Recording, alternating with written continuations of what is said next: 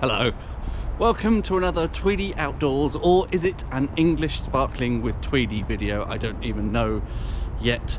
One of the wonderful things about being unemployed was that I woke up this morning with wonderfully nothing to do. I've just finished doing a Tweedy pubs video, finished the editing for that yesterday, clicked publish this morning, and I had a wonderfully free day ahead of me and I could choose to do whatever I wanted to do. I was actually walking the wrong way, gonna go back the other way. So I thought to myself, what do I want to do with my day today? And I realised it's pretty simple really. I would just like to go and find somewhere to buy some English sparkling and then go and find a nice green place somewhere in London to drink it. Now the first part of that to-do list may be slightly more challenging than it at first sounds, because I've probably complained about this before. London is not actually a very good place to buy English sparkling. I don't know why there's this strange disinterest in it from people in the capital, but I did find one in Crouch End of all places, which is not really a million miles from where I live, but it is a slightly awkward place to go to by public transport. However, there is this stretch of green walkway, or it's more brown from the mud at the moment, but somewhat green walkway called the Parkland Walk. This is the former route of the, I'm going to get these in the wrong order, is it the Edgware, Highgate and London Railway, or the Highgate, Edgware and London Railway? It's an old, now dismantled branch line of what used to be, what effectively grew into the Northern Line. It sort of branches off from Highgate and then heads in the not exactly sure where it ends, but it does pass through Crouch End on the way. But in lieu of actually being able to go along a train on this route, I can in fact walk it instead. And I naively thought to myself, well, it's middle of the day on a weekday and everybody will be hard at work and I'll have the whole thing to myself. But that's very much not the case. It is it's a very busy thoroughfare of walkers and joggers. I suppose what it forms in effect is a sort of linear park, or I think it may even be classed as a nature reserve, a linear nature reserve, just squeezing in the gaps in between the sprawl of London's suburbs. Can we call it suburbs still here? We're in, I don't know, zone 2 or zone 3, and it is absolutely overrun with walkers and joggers, even as I say on a weekday in the middle of the day. Being an urban space, it's also beset with graffiti, so in between the nicer green bits you had all this kind of urban, I don't know what the word is, grime. They've actually preserved the platforms here. This was the site of Crouch End station. Crouch End no longer has a station of any form. This is Crouch End then, I assume. It's a funny bit of London. As I say, it's quite disconnected from the public transport network nowadays, since that line that we were just walking along closed. I suppose if you live here, you still have all the kind of downsides of living in London, of the urban sprawl, but none of the benefits of easy public transport. So, not really sure I've ever quite seen the appeal personally, but anyway, I'm just here for a wine shop. This is where I was aiming for the curiously named Fridge of Plenty, as I was sort of briefly whinging about earlier. The number of places in London that have even anything more than just an absolute token offering of English sparkling or English wine in general is surprisingly low, and I don't think this is you know, it's obviously not a shop entirely devoted to that, but they do at least have an A-board outside saying English wines, which is promising. I think they have a handful to choose from, which is better than most. Quite impressed with that. The Fridge of Plenty, I think I counted about 8, 9, possibly even 10 different English sparkling wines there, and a good selection also in the fridge. So I picked up a couple of bottles. I have some 40 Hall. I haven't yet tried their 2019. I'm gonna go find a nice spot to open that up, maybe buy something for lunch as well. I note there are benches dotted along here and there on the Parkland Walk, so I could of course sit here and open up a bottle of English sparkling, but do I really want to? I think I'd rather press on. I'm retracing my steps back along the Parkland Walk. I think I'll just walk back to Highgate and then perhaps head onto the Heath from there, back to where I started on the Parkland Walk. Now I thought I'd just take a quick detour to have a look at the tunnels where the line presumably would have gone into Highgate station. All a bit bleak and abandoned now. Oh, is there a bit of an echo? I think there probably are other videos on YouTube where people manage to get access to this by special permission. There does seem to be some sort of crawl space in there. Interesting that there are two tracks here, because further down, looking at the width of those bridges, it looks like it was probably single track at some point.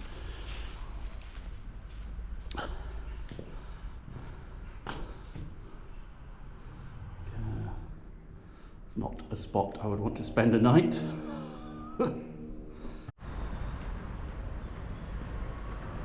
Walking through a bit of Highgate now.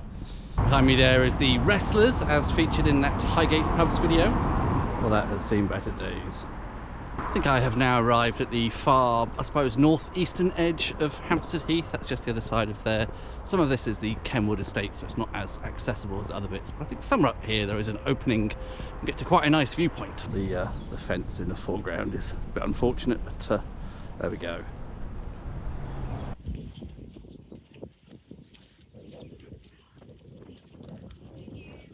Again, unfortunately they're doing some sort of ground maintenance here, so all the turf has been torn up. We've got that ugly fence, but if you can look beyond that, this is rather a nice viewpoint, quite different from the view that I'm used to from Parliament Hill. It's a slightly different angle. I feel like we're slightly higher up as well. Relatively nicely placed bench there. The view is a bit obscured by some trees, but at least it doesn't have that patch of bare turf and the horrible fence in front of it. I'm going to sit here and eat my lunch, have a mock duck wrap, but I think I'll try and find a slightly more discreet spot than this to open up the wine. Usually end up getting passers-by saying, "Oh, that looks very civilised." That's Kenwood House over there, and down here is the Kenwood, which predates it by centuries, I believe. I think that's actually where Kentish Town gets its name from, isn't Kentish Town the Ken ditch? The ditch of the River Ken, which I think is an alternative name for the River Fleet, which has its springs here in the Kenwood. Don't actually come to the Kenwood Estate bit of Hampstead Heath very often. It's sort of it lacks something for me. I think part of the joy of the Hampstead Heath is that it's so free and it's open all hours, whereas this is a managed estate. Is it English Heritage or something now? It does close at dusk. You also don't get this sort of thing, and the rest of the heath, the footpaths and the more wooded bits just sort of all merge into one. You don't have fenced off areas. I've left the Kenwood Estate now, but I think this area of woodland and this bit of the heath is still part of the historic traditional Kenwood. Interestingly, you can see it on the 1746 map of the broader area around London. It's at John Rock, and that gives you this very clear sense of what I was saying earlier about quite possibly the naming of Kentish Town coming from the Kenwood, because there really wasn't much else between the two. There was the Kenwood where the River Fleet, or possibly also known as the River Ken, started, and then just open fields and open countryside really until you got to Kentish Town. Here down into this little valley is a branch of the River Fleet, or one of its tributaries, depending on how you look at it. There's a spring just up there beyond that oak tree which sort of straddles the river, and it's just a muddy ditch really, but it sort of flows, if you can call it that, down there and eventually joins the ponds on the Highgate side, which are now used for bathing.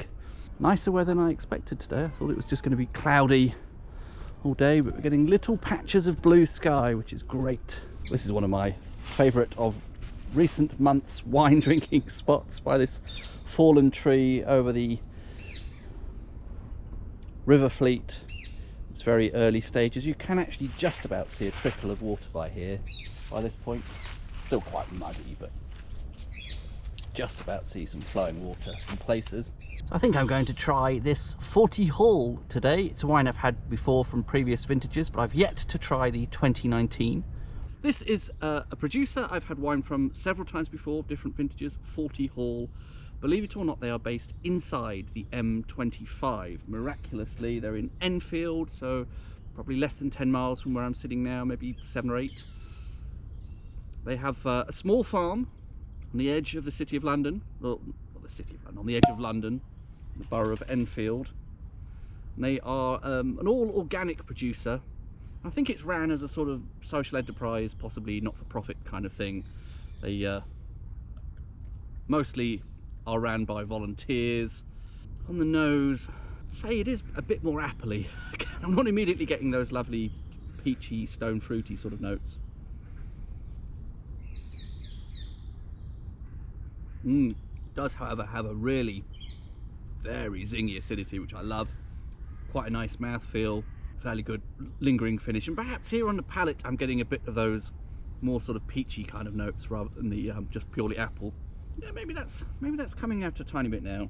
Possibly a bit of apricot, something like that. Overall though, that's pretty pleasant. Fairly happy with that. The sun's out now, it's nice.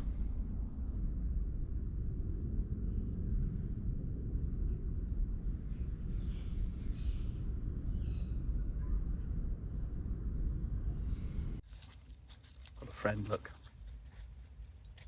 And the setting is lovely. I have this what feels like a late afternoon sun, but it's only actually 2:45. Over there, hanging a bit low in the sky, there are birds tweeting and squawking and making all sorts of a cacophony overhead. And watching the little trickle of this bit of the River Fleet, just about visible there. Occasionally people walk past and give a quizzical glance in my direction. Why is that man in a tweed suit sitting there cross-legged, drinking what would appear from a distance to be champagne? Of course it's not, it's English sparkling, in a muddy ditch. What a beautiful spot.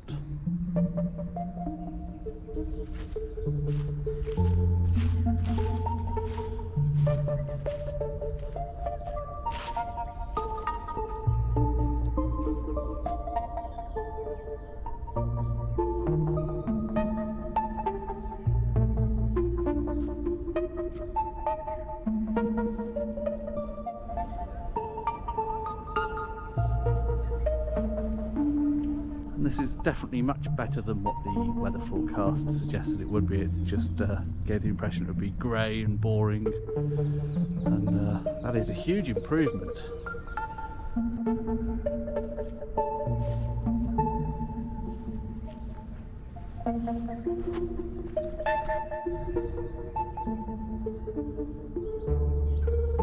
Look at that, at least in that direction. Over there, where the sun will actually be setting, a little bit cloudy, perhaps not quite so impressive, but in that direction, over towards Highgate, some very nice colours and textures and shapes in the sky.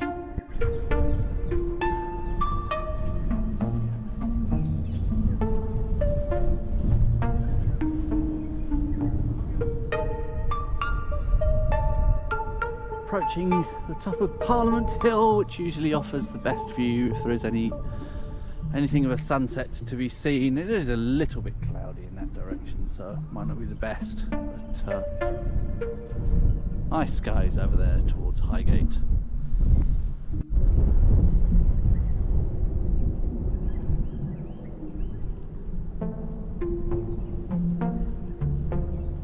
Well, perhaps time to sign off then from here atop Parliament Hill with the view such as it is.